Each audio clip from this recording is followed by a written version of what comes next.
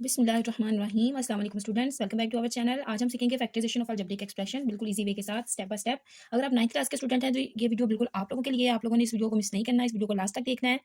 तो आज हम देखेंगे अलजेब्रिक एक्सप्रेशंस को किस तरह से सॉल्व किया जाता है। जो बच्चे 9th क्लास के स्टूडेंट हैं, चैप्टर नंबर 4 फैक्टराइजेशन वाला जो चैप्टर है उसको लेके जो बच्चे परेशान हैं, उसमें फैक्टराइजेशन का जो प्रोसीजर है उसको वो अच्छी तरह से अंडरस्टैंड नहीं कर पाते, तो ये वीडियो सिर्फ आप लोगों के लिए है। आज हम देखेंगे फैक्टराइजेशंस को, कॉमन फैक्टर फैक्टराइजेशन में किस तरह से निकाले जाते हैं। देन इसके बाद हम आगे वाला जो टॉपिक है कि फैक्टराइजेशन में ब्रेक की टर्म्स किस तरह से ब्रेक की जाती हैं, हम वो वाला टॉपिक भी अच्छी तरह से अंडरस्टैंड करेंगे, उसको भी अच्छी तरह से सॉल्व करेंगे। तो चलिए स्टार्ट करते हैं। सबसे पहले कॉमन फैक्टर की एग्जांपल्स यहाँ पे है हमारे पास 6x + 9। ठीक है, अब ये देखेंगे 6x और 9, ठीक है, ये x जो है ये इसमें वेरिएबल है, ये कोएफिशिएंट है, ये 9 जो है ये कांस्टेंट है। अब यहाँ से कॉमन क्या आएगा इन दोनों में से, वो वाली टर्म हम यहाँ से कॉमन लेनी है जो 6 और 9 को डायरेक्टली डिवाइड कर दे। ठीक है, अब ये देख 6 और 9 जो है कि 2 के टेबल में 6 तो आ रहा है लेकिन 9 नहीं आ रहा, 3 के टेबल में 6 भी आ रहा है और 9 भी आ रहा है। 6 to the 3 to the 6 and 3 3 जा 9। ओके, अब यहाँ से हम कॉमन क्या लेंगे, हम लेंगे 3 को कॉमन, बिकॉज 3 जो है वो 6 और 9 को डिवाइड कर रहा है। तो यहाँ से हम कॉमन ले लेंगे 3, 3 को कॉमन ले लिया, 3 के टेबल में 6 किस स्टार नंबर पे आ रहा है, 2 पे। ठीक है, यहाँ पे 2 ऐड करें और यहाँ पे एक्स जो है एज इन वैसे ही आ जाएगा, प्लस का साइन आ गया। अब 3 के टेबल में 9 जो है वो किस नंबर पे आता है, 3 पे, तो यहाँ पे 3 3 जा 9। ठीक है, ये वाला जो 9 है, ये वाला जो 3 है, ये इस 9 को फैक्टराइज करके क्या देगा 3। ठीक है, यहाँ पे हमारे पास ये इसकी होगी फैक्टराइजेशन बाय कॉमन फैक्टर। यहाँ से कॉमन फैक्टर लेके हमने फैक्टराइजेशन की है। इसके बाद हम फैक्टराइजेशन करेंगे by middle terms. Middle terms को ब्रेक करके किस तरह से फैक्टराइजेशन की जाती है हम वो करेंगे इसके बाद। चलिए, मिडिल टर्म्स को ब्रेक करने के लिए हमने यहाँ पे एक एग्जांपल ले लिया है, x² + 7x + 10। ठीक है, अब यहाँ पे हमने 7 को ब्रेक करना है, तो 7 को ब्रेक करने के लिए हमें ऐसे दो नंबर फाइंड करने होंगे जिनका सम जो है वो 7 हो और दोनों को मल्टीप्लाई करने से 10 आए। ठीक है, हम इसको इजी वे के साथ सॉल्व कैसे करेंगे। अब ये देखिए यहाँ पे जो फर्स्ट वाली टर्म और जो लास्ट वाली टर्म्स है, ठीक है, इन दोनों को देख लें। यहाँ पे फर्स्ट वाली जो टर्म है इसका कोएफिशिएंट जो है ये x की 2 है ना, तो इसका कोएफिशिएंट क्या होगा 1 होगा। यहाँ से हमने ये वाला 1 ले लेना है और यहाँ से ये वाला 10, इस 10 और 1 को हम कर देते हैं मल्टीप्लाई 1 को, और जब 10 को मल्टीप्लाई करेंगे तो इसका आंसर क्या आ जाएगा 10 आ जाएगा। अब 10 के हमने फाइंड करना है फैक्टर्स। 10 के फाइंड करने के जब फैक्टर तो हमें पता चल जाएगा कि उनमें से कौन से दो फैक्टर ऐसे जिनको ब्रेक करने से 10 आता है, सॉरी 7 आता है और उनको मल्टीप्लाई करने से 10 आता है। तो 10 के फैक्टर हम फाइंड कैसे करते हैं, फैक्टर कैसे फाइंड करते हैं, सबसे पहले हम ये देख लेते हैं। फैक्टर को फाइंड किया जाता है कि ये जो 10 है इसके जब हम फैक्टर निकालेंगे तो हमें देखना है कि 10 किस किस टेबल में आ रहा है। ठीक है, 1 में तो ये आता ही आता है ना। फैक्टर्स जो है, फैक्टर्स में एक फैक्टर 1 और एक जो उसका खुद का नंबर होता है वो तो मस्ट होते हैं, बाकी जो फैक्टर्स है वो हमने फाइंड करने होते हैं। तो अब ये देखिए 2 के टेबल में 10 कहाँ पे आ रहा है, सबसे पहले तो 1 10 जा 10 हो गया, इसके बाद 2 के टेबल में 2 5 जा 10 हो गया। देन इसके बाद मेरा नहीं ख्याल कि किसी और टेबल में गया था, 2 में भी आ गया और 5 में, 5 को 2 से कर दे, 2 को 5 से कर दे तो आ जाता है 10। ठीक है, तो ये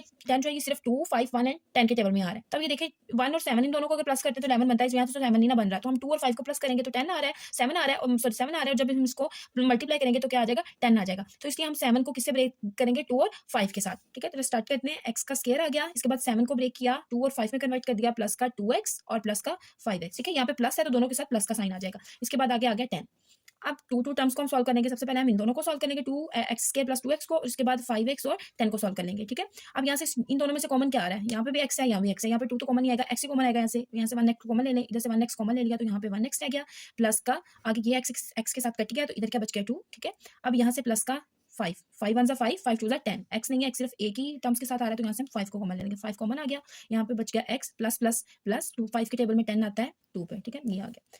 अब ये वाली मल्टीप्लिकेशन की टर्म बनी है हमारे पास x + 2, और दूसरी कौन सी बनी है x एंड 5, x + 5। ये हमारे पास मल्टीप्लिकेशन की 2 टर्म्स फाइंड होगी, ये हमने फाइंड किया मिडिल टर्म्स को ब्रेक करके। ठीक है, अब मिडिल टर्म्स की एक और एग्जांपल देखते हैं। ये जो माइनस का साइन है इसको थोड़ा सा अंडरस्टैंड करना पड़ेगा। ठीक है, तो सबसे पहले आप लोगों को क्या करना पड़ेगा, यहाँ पे कोएफिशिएंट 1 है, यहाँ पे 24 है। 1 और 24 के अगर हम फैक्टराइजेशन करते हैं, 1 और 24 को सॉरी मल्टीप्लाई करते हैं तो इसका आंसर क्या आ जाता है 24। ठीक है, अब इसके 24 के फैक्टर निकाले। 24 किस किस टेबल में आता है, 2 के टेबल में 24 आता है 12 पे। ठीक है, 3 के टेबल में 24 आता है 8 पे, एंड 4 के टेबल पे 24 आता है 6 पे। ठीक है, इसके फैक्टर बन गए 1 24 2 12 3 8 4 एंड 6, ये इसके 24 के फैक्टर बन गए। अब इनमें से कौन सी ऐसी टर्म है जिन दोनों को प्लस करने से हमारे पास 10 आता है और मल्टीप्लाई करने से 24 आता है।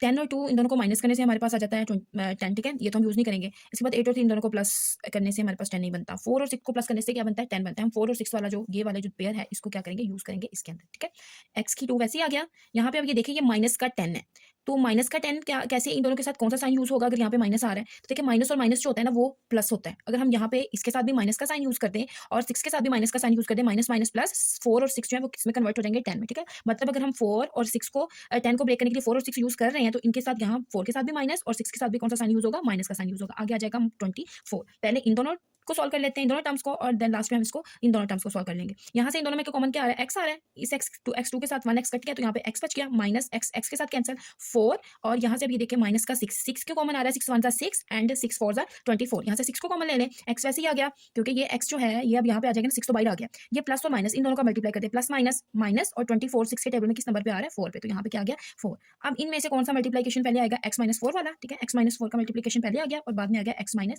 6। आई होप सो कि आपने इस एग्जाम्पल को अच्छी तरह से अंडरस्टैंड किया होगा। अगर आपको वीडियो हेल्पफुल लगी हो तो लाइक शेयर और सब्सक्राइब जरूर करें, कमेंट करें आपको कौन सा मेथड सबसे इजी लगा। Stay tuned for more 9th class math videos. अल्लाह हाफिज़।